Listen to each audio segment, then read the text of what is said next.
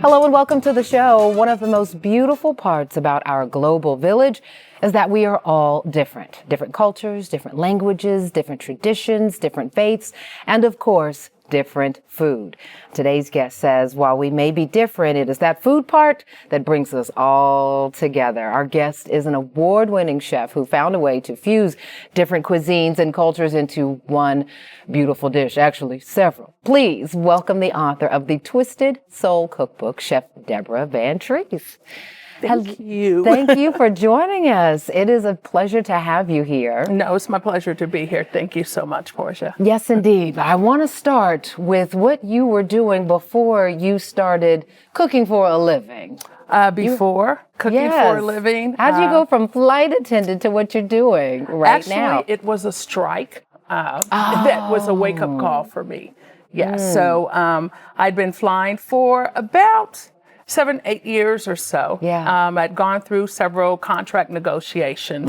And this one in particular, by then I'd had a child. She's about 1.5. I am, and that's a hard job to have with a 1-year-old. With a 1-year-old. Staying home with family, right? Yeah. And then, just walking a picket line, with a child in a baby stroller was just a real wake-up call for me. And I wanted to do something that I felt brought me more security. Yeah. So I entered culinary school and decided, you know what, I'm going to be a chef. Because you already knew how to cook, right? I thought I did. You thought you did. But I think that's maybe the first lesson for our viewers is that recognizing you have a skill set. Yes. But sometimes you have to go and fortify that skill set, right? Let it be allow willing it to take develop. some lessons and learn. Yes.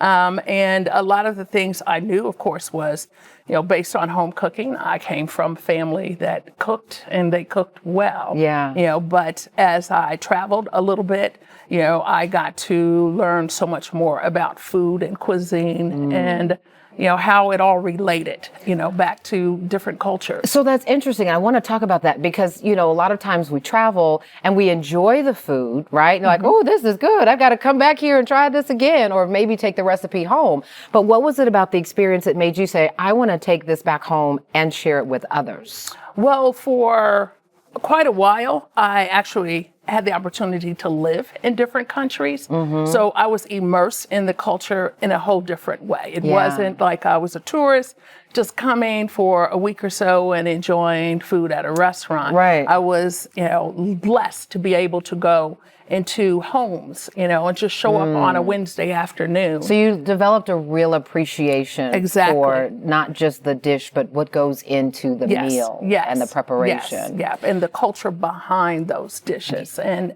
why. And sometimes it's not exactly what you're going to necessarily be eating at that, 5-star restaurant. It could be something that, your mom just made and you happen to show up, and this is what we're having today. Were there any particular cultures or countries or even experiences that really just made you go, I hadn't thought of it that way, that really impacted how you even changed a simple recipe or your whole philosophy? One of the big wake-up calls for me, because, growing up, in primarily African American neighborhoods, my family and all, there were certain things that I thought we ate.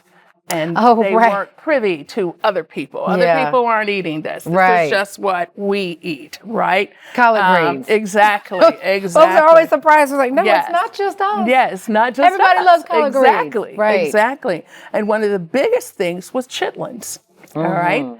And I learned a little bit about it, researching some things during culinary school, but then actually got a chance living in France to see chitlins done in a different way. And they were done. Pause right there, because what I was not expecting you to say was chitlins and France in the same sentence. Yeah. Especially when we think of how chitlins came to be a part of a main staple of our culture. Yes. What did that look like? They looked like chitlins. Well, I know it looked the same, and I have to believe it smelled the same, but the prep. I'm telling you, just to see that in a market and realize it can't be anything but.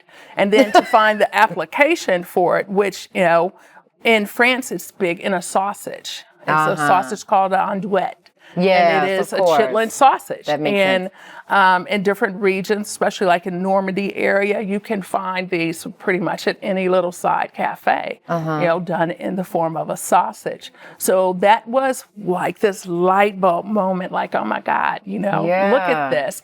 And it also allowed me to see how some of the foods that we as African Americans had grown up with in the United States that had been shunned and looked down upon were revered celebrated in other countries. And that's the case so many times in so many aspects of our culture, right? Yes, I'm still just trying to imagine chitterlings on a plate yes, in Paris. That is amazing. Yeah. And the first cookbook I actually saw it in was Jacques Pepin, which is one of the most renowned chefs, of all time, and to see chitlin sausage, in there. So the lesson I feel like here is just being open to other cultures and embracing your own and infusing your own, right? Is that the point? Knowing that, and then, it's almost like a rewrite of history from a culinary perspective for African Americans. When I came back and started in culinary school, what I wanted to do was show, this African American cuisine that has been looked down upon, to show it in a different light. In the light that some of these ingredients are seen in the rest of the world, and not, be something that we shy away from, or we sometimes seem to be ashamed or it's embarrassed it's how you change the narrative, really, and in your case, one recipe at a time. Yes. And what a beautiful ability to do that. Yeah, it's pretty cool. That is cool. It's pretty cool. That is really cool. Yeah. All right, well, stick around. This conversation is going to continue for sure. When we return, Chef Deborah fills us in on what it's like to curate menus for star-studded events like the Grammy Award. No pressure there, but of course she handled it like the pro she is. We'll be right back. Hey there, Portia here. Listen, that was a good conversation, wasn't it? Want to see the rest of it? Just go to portiashow.com, scroll down until you see that particular episode. But listen, before you scroll on out of here, I need you to do me a favor, please. Like, comment, let us know what you thought of that episode, and subscribe. And if you already are a subscriber, we sure appreciate you. In the meantime, we'll be sure to see you on the next episode of Portia, and you can catch us weeknights on Fox Soul as well. Tell your friends.